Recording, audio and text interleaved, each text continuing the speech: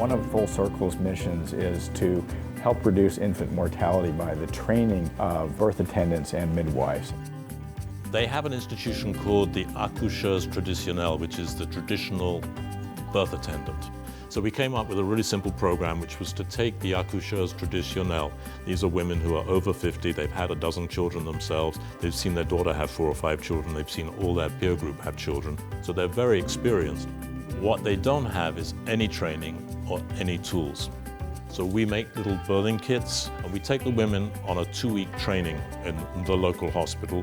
They get a rigorous training and we refresh it each year. So they go back for a week or 2 weeks each year. We're up to 24 and we're trying to make that 48 women. So each woman can cover a couple of villages and they can pass that information and those tools on to their peer groups. So it spreads virally. So if we're reducing that mortality rate by 2, 3 or 4 for every 100 people, that's huge.